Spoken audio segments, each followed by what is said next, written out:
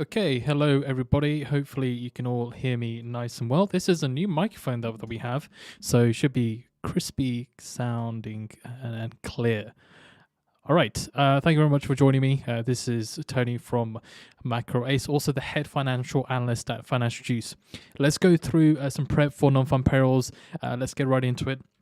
So what is non-farm payrolls? So first, it represents the net amount of jobs created in the prior month, and you have two surveys. Okay, so you have the household survey, which represents the unemployment rate. Hello, Patiliano. Crispy sound for sure. Hello to you too. Good. All right, so household survey represents the unemployment rate, and then you have the establishment survey, which surveys 666,000 corporate and government work sites to say how many people they have on their payroll. So again, the establishment survey is where the non-farm payroll figure comes from. Okay, and the household survey represents the unemployment rate.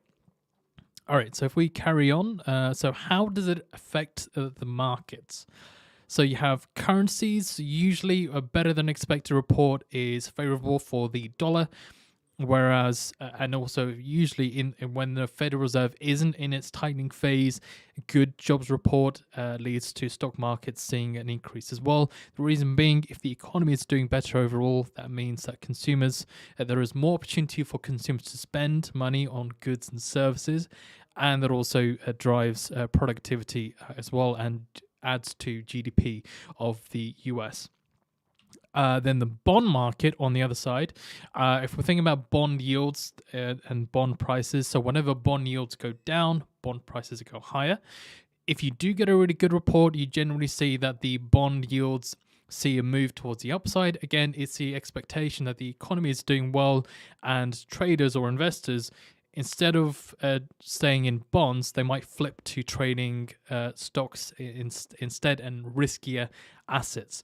So the way the government tries to attract those traders or investors back to bonds is to raise the yield on the debt that they're issuing as well at a cheaper price. So remember, bond yields go higher and the bond prices go lower generally when you get a good jobs report. And we've seen that in the past when you have had really good jobs data, particularly during the hiking cycle or the terminal velocity of the Fed's hiking cycle, that bond yields have seen quite a large uptick in their value. So we've got people here. Lewis Kulu saying good morning. Tim Excellent saying good morning, darlings. Big one today. Heck yeah, it is. Patadona says, oh no, Lewis says, how are we looking on gold? So yeah, we'll talk about gold as well. So gold, so remember when the dollar sees strengthening, okay, when the dollar strengthens, then gold sees the inverse reaction and weakens, because of course, the stronger the dollar is, the more gold you're able to buy, and then vice versa. So if you do get a really good jobs report from non-farm payrolls overall, and the dollar strengthens, then you would expect gold to see a decline, to see the inverse reaction. Of course, there are different scenarios or different settings where gold and the dollar might move up together at the same time, but not with economic releases, not that we've seen in the past. Generally, when there's been geopolitical events that have taken place or that have occurred that have caused traders or investors to go and go risk off mode and jump into safe haven assets. So that's how it affects the markets. And if we look at the indicators that are weighing on sentiment too, remember what kind of report are we going to expect? What does the US economy look like overall? Is it positive? Is the US economy continuing? Is it faltering, or is it going to falter? What does that look like? So at the moment, of course, inflation at 4.9% compared to the prior of 5%. The PCE price index at 4.4% compared to 4.2%. Then if we carry on as well, so GDP data Q1 at 1.3 compared to Q4's of 2.6. Unemployment rate is at 3.4% compared to 3.5. The ISM Manufacturing Employment Index, again, that's quite key. It was at 51.4 compared to 50.2. The PMI for manufacturing for the ISM was at 46.9 compared to 47. So still in the contractionary area, is what analysts say, and what ISM Institute Supply Management say as well.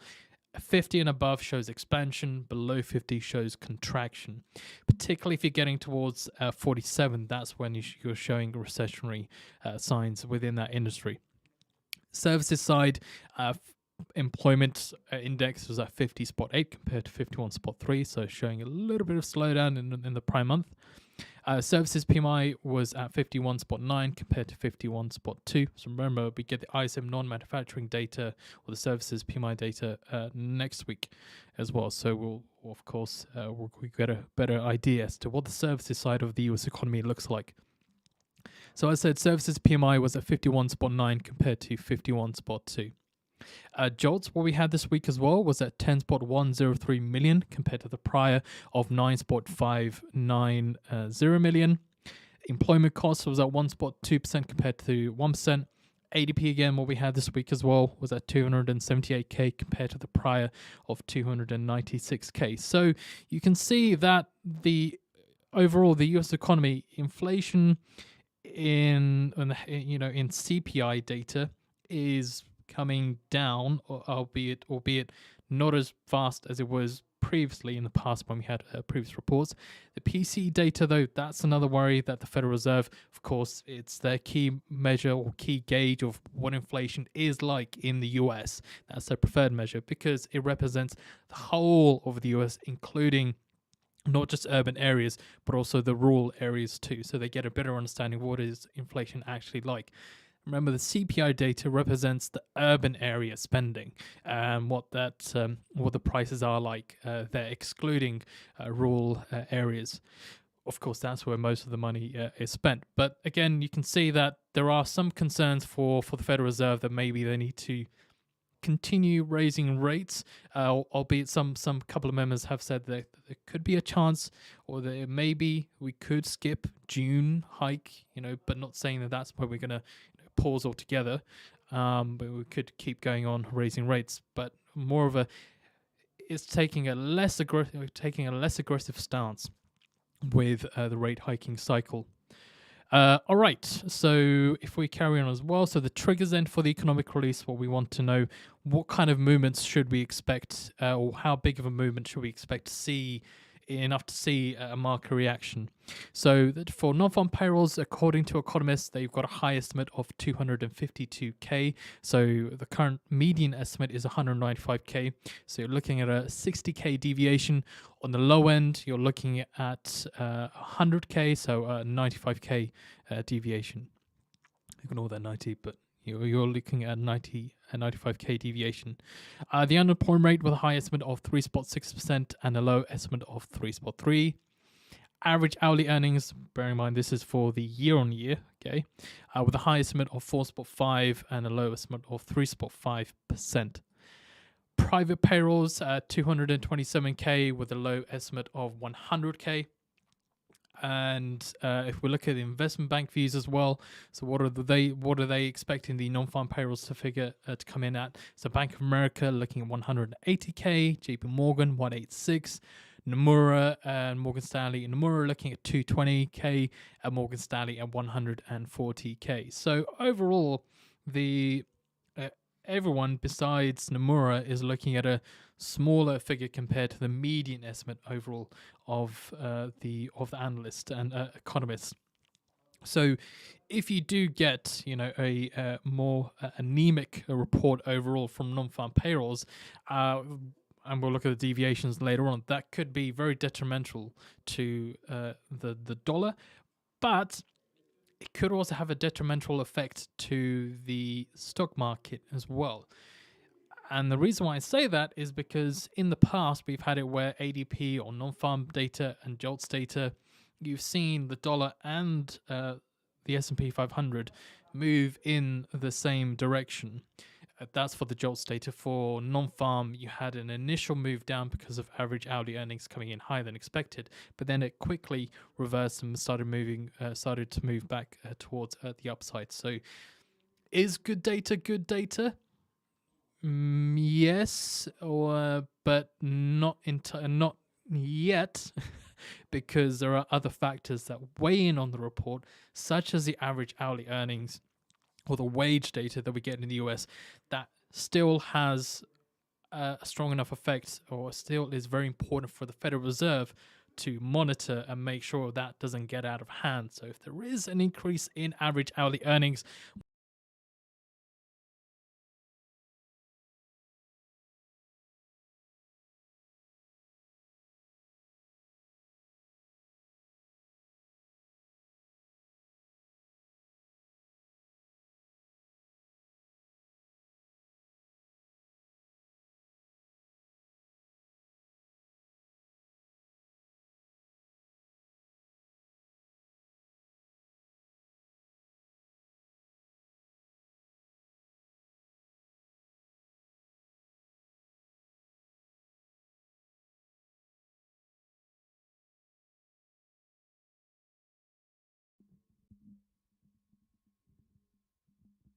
can you hear?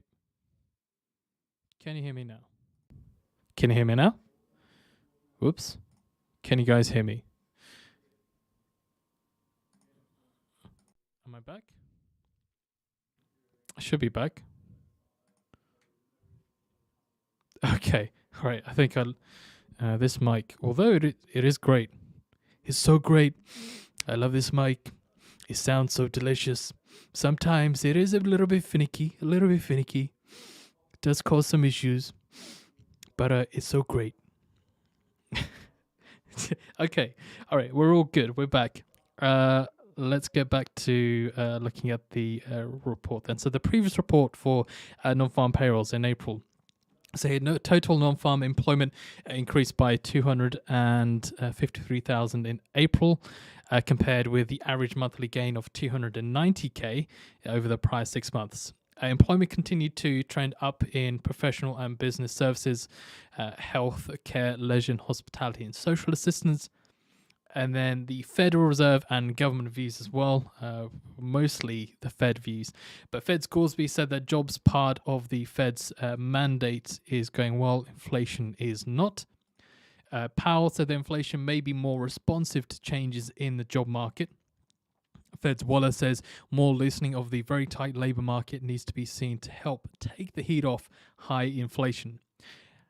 May 25th, Fed's Collins said that the Fed may be or at or near a point it can pause rate hikes. Fed's Harker said a labor is driving core services inflation in his view. And then June 1st, he added on by saying that I think we should at least skip raising rates in June. So similar to Fed's Collins, it's the idea that you pause rates and see where the US economy is.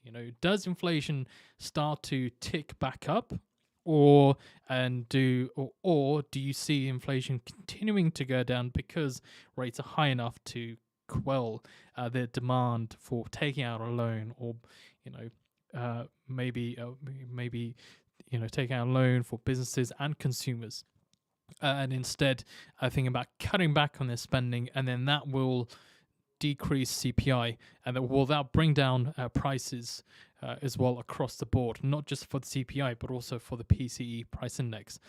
So just like the Bank of Canada, it's the same thing. They'd want to wait and see what happens.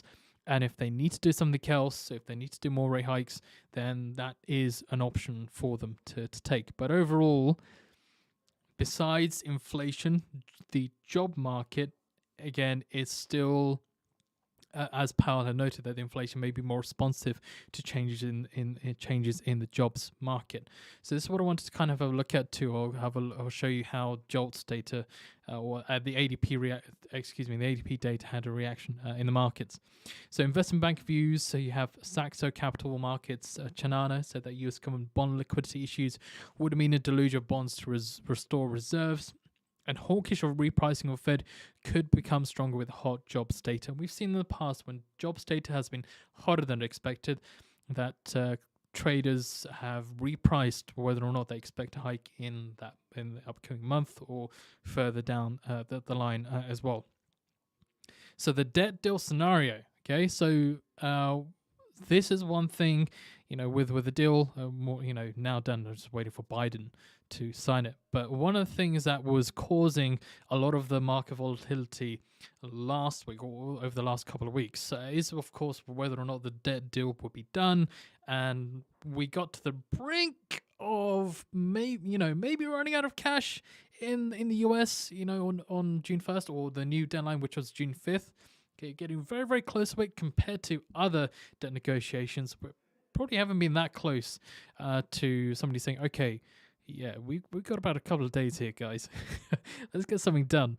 But that sort of worry had caused a negative reaction, not just for the stock market, but also for the dollar too. Because, of course, if the dollar is the reserve currency, okay, or is the king of currencies, and the US economy defaults, then it loses its reserve currency status, and then anyone who's held debt or is buying in dollar currencies or runs their businesses in with dollars, then it just becomes pandemonium. Okay, it becomes crazy, and then you have probably a lot of other companies and other areas of other countries too, maybe defaulting on their debt too, if they can't rely on the dollar as a backup instead. So that's something that, again, there were comments or talks about whether or not, if there were to be a cut to federal spending, which could be reduced by $55 billion next year. That's something that had worried the markets. Now less so, or probably not anymore. Moody's Zandy said a prolonged default could remove 7 million jobs in the US economy, and spending cuts could remove 2.6 million. And some economists argue that cooling is needed, i.e., with a smaller debt limit. Maybe that will help offset the inflation that we've been seeing in the US, and might make the Fed's job easier when it comes to whether or not to raise interest rates further for longer, or whether they can say, okay, we can stand pat and we can kind of see how the US economy reacts to less spending being available. Remember, you've got a lot of debt that the US, or obligations that the US government has to pay. Those who invest in government bonds, you got to pay them back, because you are the world reserve currency, and there is confidence in your nation, to say, okay, no matter what happens, we can pay you back. We can pay you back your principal and your interest, whatever you have had at that time. So there's all those obligations, not just with government bonds, but you've got paychecks, or for people in different parts of the government, and also pensions as well that people have, and any support or job claims that people are taking out. It's big, but again, so that's something just to be aware of where what the sentiment is and was like within the markets. So this is the ADP employment change. We can see that on the dollar yen, after the data was stronger than expected, much stronger, than about 108k deviation. You'd seen that the dollar yen, or the dollar, had seen a big increase, or had seen a lot of strength, and then you had seen that gold, or the bond prices, had seen a decline. Of course, bond yields would go higher. The S&P, it did see a negative reaction, but it wasn't as big compared to as it was in the past. And you can see here gold, again, the inverse relationship. If the dollar is stronger, then gold sees a decline. You can see that had seen a decline there as well. So if I actually just bring it up, so we've got about 10 minutes to release, but ADP, I'll just bring this over here because I think it's important to understand how big the reaction was. So generally, I hadn't really covered ADP employment change because for following reasons. Because the reaction, although yes, there is a reaction, it isn't as big as we would want it to be, enough to say, yeah, this is something you should, okay, you shouldn't miss it, but something that you can definitely see big, huge reactions from it, to make the most of it, is what I'm saying. But you can see here, so this is the deviation sheet that the subscribers to MACROACE have, and it's completely free. It shows you how the markets have reacted to economic releases in the past, and you can see here with 108k deviation on the S&P, you had initially seen 12 ticks towards the downside. After about 10 minutes of trading, it was still down. It was still down by 2 ticks. So if you see here, where it says, if initially it says that the market reacted in a downward trend, then you would presume that this number here in the bracket is going in the same direction, basically. Unless otherwise stated, if it said up to, then you can see that it's actually reversed on the initial reaction, so there's a whipsaw reaction. Hopefully that makes sense. So you can see in the NQ there's about 59 ticks down, and then after about 10 minutes of trading, it clawed back some of its losses, so it was about 18 ticks down after about 10 minutes of trading. On the Dow, it was down 14, then flat. Dollar yen had seen, out of the currency pairs, the biggest move, more or less being because of how the Bank of Japan has been with their monetary policy easing, and although they said at the beginning of the year they're talking about maybe being, more the potential to be more aggressive with their monetary policy, that hasn't happened yet. And you had Ueda who more or less confirmed that the Bank of Japan is going to continue with their monetary easing. That's why the dollar yen had seen the biggest reaction out of the other currency pairs. And we could see that the same effect today as well, where the dollar yen continues to have the biggest reaction. But you can see here, we're not just covering ADP, employment change, which I've recently done, but we've got other economic releases too, like CPI, PPI, that are put out for everyone, that are put out for the upcoming economic releases for the week ahead in the mailing list. So again, as said, that's completely free. I'm going to get up Nonfarm Payrolls for you here too, because we need to go through the deviations here. So I'll provide the link for you here now, actually, so I don't forget. Let me grab it. Where is it? So again, not only in the main list do you get the deviations for the upcoming releases, but you also get a short summary of what to expect for the week ahead in Asia, Europe, and the US session. What are the kind of things to maybe to look out for. It's short. It's not big and great because I go through a lot of detail here with you guys in the live stream. So it's short and snappy, gives you a quick overview of what to kind of expect and a summary of the weekend news. Just so you kind of, adjust your expectations. If you think, whoa, it's going to be such a big thing. No, it's short and snappy as it should be. One email every Sunday. I might do it on a Monday because I think on Sunday, of course, you guys, everyone's resting. You don't want to look at economic reports. Unless that's your thing, then fine. But just letting you know, if you do subscribe, that I might decide to put it on a Monday instead. Because, of course, it's better if that's how you start your week. All right, so we'd seen last time non-farm payrolls, there was about 68k deviation, and the stock market didn't take to it kindly, although it has had a smaller reaction compared to other previous economic releases. So you can see the S&P had seen a downward movement of about 47 ticks, but after about 10 minutes of trading, it was down. It clawed back its initial loss, more or less, to be down by 1 tick. The NQ was down 211 ticks, and then after about 10 minutes trading, again, clawed back some of its losses and was still down by 88 ticks. On the Dow, though, you'd seen the initial move down, and then it wiped out its losses and was up by 29 ticks instead after 10 minutes of trading.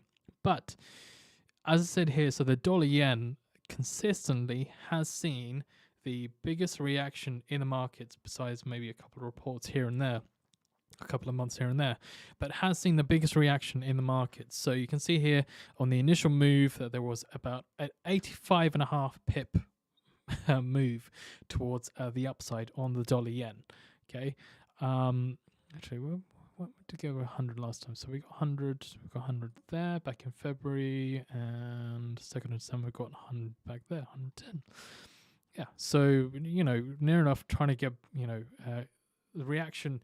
It's big. It was big, but not as big compared to, or getting back towards up to maybe February or December. Then if we're looking, so dollar yen we're expecting to see the biggest reaction, as consistently as said, has seen the biggest reaction in the past. If you're looking at gold, you can see here again the inverse relationship. If you do see the dollar seeing strong moves towards the upside of the bullish reaction, gold will see a bearish reaction generally. And you can see it was down by 147 ticks, and after about 10 minutes of trading, it was still down. It went further down to 180 ticks down from the release. You see here generally, so this is, you mark this as the second biggest reaction for gold. And the last biggest reaction that we had for gold was back in the 3rd of February, where it was down 200 ticks. Okay, if we're looking at the bond market, so again, bond prices with a very good jobs data would generally see a move towards the downside, and the flip, of course, bond yields would see a move towards the upside. You'd see that the 2-year bond, which is the most sensitive to the interest rate moves, it had seen 51 ticks towards the downside, and after about 10 minutes of trading, it was 37 ticks down. So it did claw back some of its losses, and then we have, the 30-year with 29 ticks down. So the strongest reactions, or the biggest reactions, should be there for you. Again, this is completely free for those who subscribe to the MACROACE mailing list. I did put the link in there for you. We've got about 4 minutes to the economic release. So Nico Legesh said USD up. Are you talking about what's going on now, or are you talking about the deviations that I've got here for you? Triple Lops 13 says, it's been a time, just came to see the good Tony after a long time. I learned a lot from you the last 2 years, so really appreciate you and FinancialJuice's team. You were a key part to achieving my success and absolute confidence as a trader when it comes to fundamentals and how the markets will react, and when not as opposed when it's not supposed to. Thanks for your insight. Thank you very much. Thank you very much. And Patliano says, thank you, Tony. Yes, thank you, Tony. I've learned a lot too.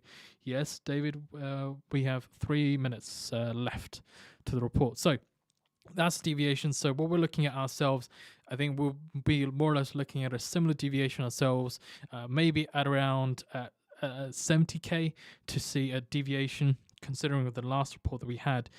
Yes, the reaction was there, but it didn't really hold for that much. So maybe you're looking, rather than 60K deviation, what economists are looking at, a 70K deviation to see a stronger reaction on the headline figure itself. Remember, average hourly earnings, okay? That's going to be very key too. If you do get, so actually we'll have to skip looking at the last release. But if we do get higher than expected data for the average hourly earnings, what that could do is that could mean that the stock market sees a bearish reaction rather than a positive reaction. If average hourly earnings is lower than expected, that would help the stock market, but it may mean that dampens how strongly the dollar reacts within the market in a positive way.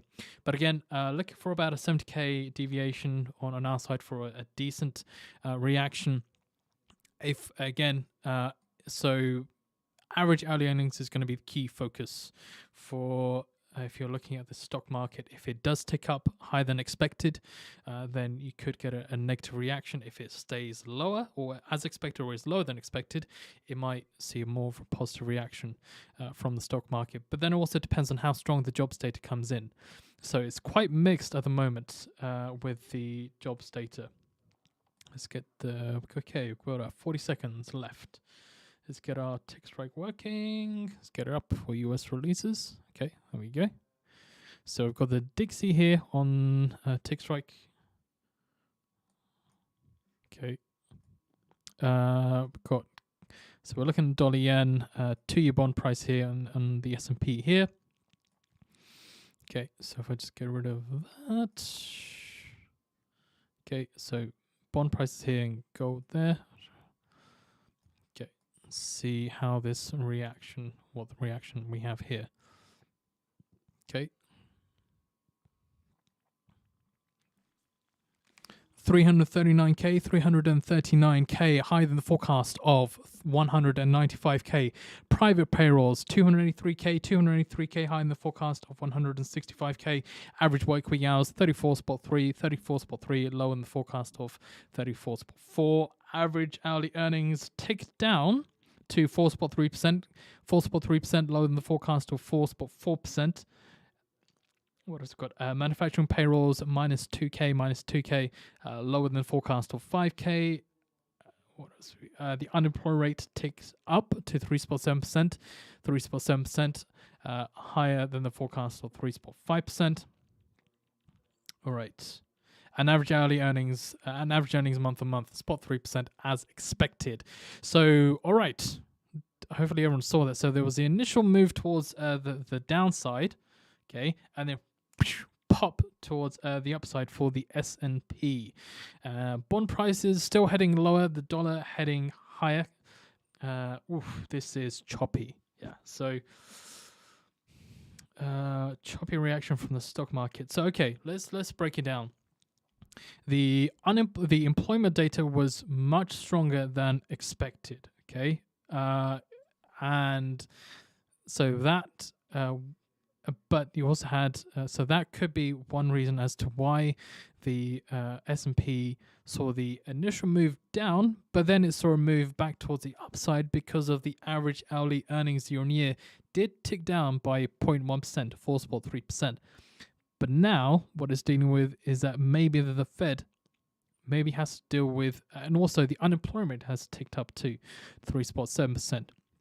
Compared to the prior of 3.4%. So maybe, so there might be worries creeping in whether or not the US can deal with the rate hikes that the Federal Reserve has done. Hence, you see a choppy reaction. You don't see a clear direction like you do with the dollar, with the initial reaction. Let's have a look here. Okay, let's measure some. Let's see what we got. What do you got, son? What we got? So we got dollar yen, about 54.5 pips towards the upside. Let's look at the S&P, see what we've got here.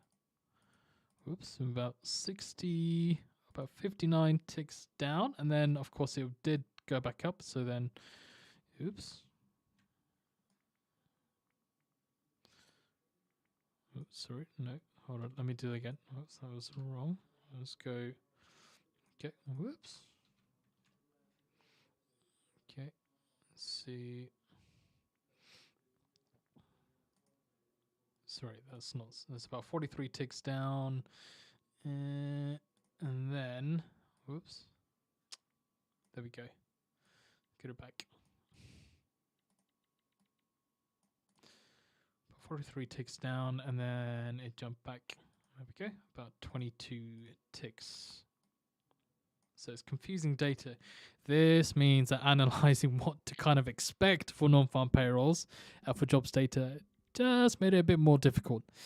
You know, when I said good data could be good data, well, yeah, then no.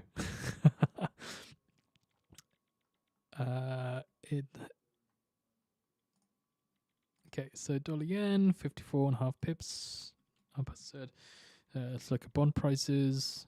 Also, we'll see what gold's done, but I presume, of course, so it's 40 down to your bonds. Okay.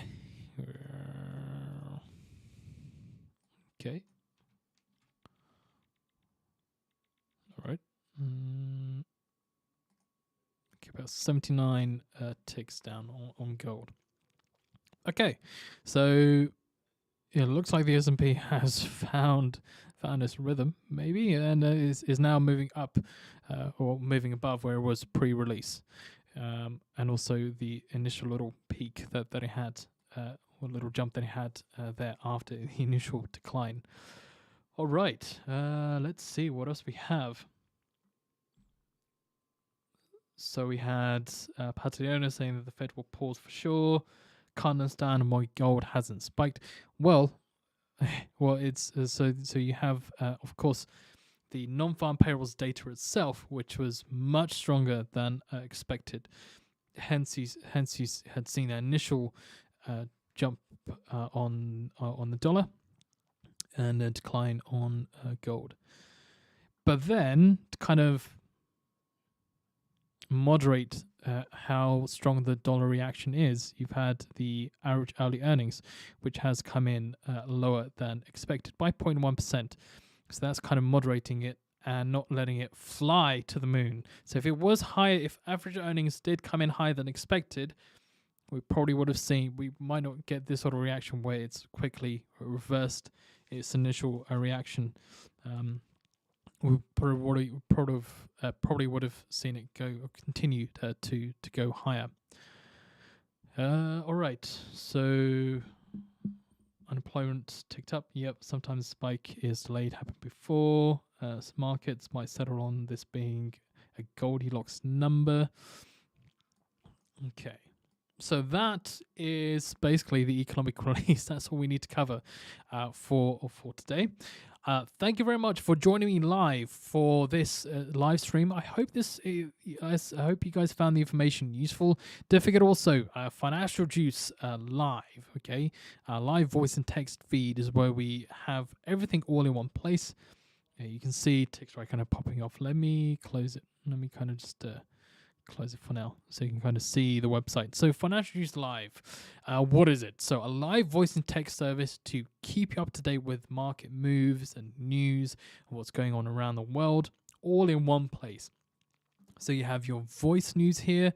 This is your news feed with all your text headlines that come through. On the left-hand side here, you have your economic calendar of what to expect for the day ahead, and of course, looking at any other data that's come through, all live in real time.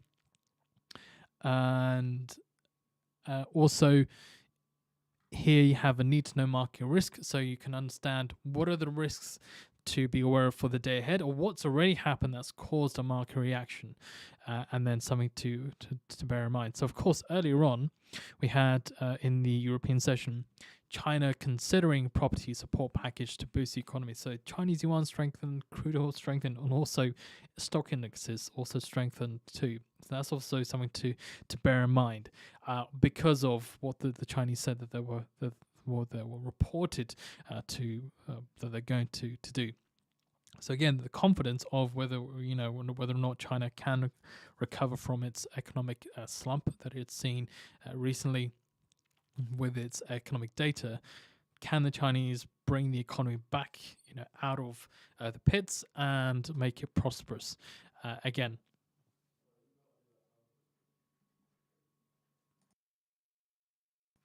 So. All right, here we go. Here's also so Fed swaps boost tightening priced in by July meeting to 22 basis points. So again, another thing as well. What are markets expecting? What are the other things that so what are the other things to expect from the markets? What are they doing in regards to the economic releases or economic data that's come out? So you can see here that that is also covered here as well in FinancialJuice as well. US short-term interest rate futures add slightly to losses after jobs report, while traders still betting on Fed's June hold. Okay, interesting indeed. Okay, so that's FinancialJuice Pro. Again, that's live, real-time voice and text service that's provided to you guys. Again, you have particularly if you're a day trader, you want to know why the market's moving in a certain way or what's happened. You want to capture or capitalize on those short-term, little short reactions or short-term moves that you see within markets of volatility. Or if you like scalp trading, then having a live voice and text service is very key to that experience as well, and adds to your arsenal of tools to be able to capitalize on the markets and its reaction. Again, a live voice and text service is generally reserved for the big boys, the investment banks, the big traders. But of course, we've got it here for you guys. So the retail traders who might have come across a voice service, or maybe haven't, or maybe is something that you tried a little bit but didn't know how to kind of utilize it. Again, that here is all in one place. So I'll put out the link for you, FinancialJuice. There is a 7-day free trial of FinancialJuice Pro. Now, remember, there is also the light version as well. So what's the difference between Pro and light? Pro version, you get no delays, no adverts. Okay, you also have access to the news desk to ask questions as well about what's going on in the markets, why is the market reacting in a certain way, what to expect for the day ahead, for if it could be speakers or other economic releases, all those kind of things, and any general questions that you have about what's going on, or if you have any issues with your FJ site. So that's all there in one place. I've put out the link for you in the chat as well for FinancialJuice. So I'm going to pin it so you guys can see it. TICKSTRIKE. So if I bring that back up again, so TICKSTRIKE. Hopefully or maybe you guys have come across it. Of course, don't forget to like the video, share it, and share the video. Subscribe to the channel. And get the word out there. Let's bring up the US releases here. So TICKSTRIKE, what is it?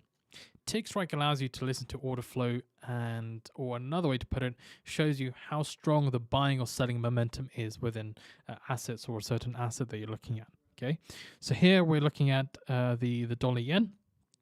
You can see, this is what we call the ticker box, and this number represents how strong that momentum is of either buying with a plus sign or selling with a minus sign. Level 1 is the most sensitive to market reactions. Okay, so when you do see a little, as you can see here, a little bit of buying or selling that happens, then TICKSTRIKE will pop off. If you only want to see when the markets are having, there's a big amount of volatility or big market reaction that's occurring, then you can increase that level, decrease the level of sensitivity, okay, all the way to a 15, which is the least sensitive to market reactions, okay, and only when it's, the markets are volatile enough to clip or to show or to get to level 15, only then will TICKSTRIKE give you an audio and visual alert. Again, it shows you how strong the buying or selling momentum is via audio and visual alert in one place. Okay, so again, that's what TICKSTRIKE is. Again, if you're day trading, if you're scalping the markets, then of course it's another tool to add to your arsenal as well to have a play with. But again, you can see here that I've got a level 1 for everything at the moment. So also on the website, if we do have a 7-day free trial of TICKSTRIKE as well. I'll put that in the link for you in the chat. A 7-day free trial. There you go. That's in the chat. But there is also the free version too, which is a limited version on the FinancialJuice website of the S&P, Eurodollar, oil, and Bitcoin, and that's set at a certain level of sensitivity. I think it's at 6. So you don't get to chop around and choose what you want by going through, not just Forex, crypto, futures, stocks, ETFs and ETNs, and your internals too. Okay, that's the only thing. You don't have that much. Freedom to kind of choose what you want, and chopped the level of sensitivity on what you want to look at. Again, 7-day free trial is there for you to have a play with, see what you think, and if you're not ready to go with the pro version, that's perfectly fine. You also have, as I said, the free version here, which is embedded onto the site. Just going back to FinancialJuice Pro, if you do want to sign up for Pro, but you don't have an account on FinancialJuice Pro, make sure you have an account. Make sure you have an account on the FinancialJuice site. Okay, with your login and username, verify that account, and then when you've done that, then click on the Go Pro button, which is here, and select your subscription that you want to choose, and then sign out and sign back in, and that'll act as like a verification tool that you are now pro, and you get this beautiful website that you see before you here. All right, that is FinancialJuice. Remember, it's also, as said, that's MACROACE for the week. Next week is going to be quite busy. What do we have? So we've got next week if you're in the Asia session, we got the RBA interest rate decision, but next week we've got the Bank of Canada rate decision that I'll be covering as well.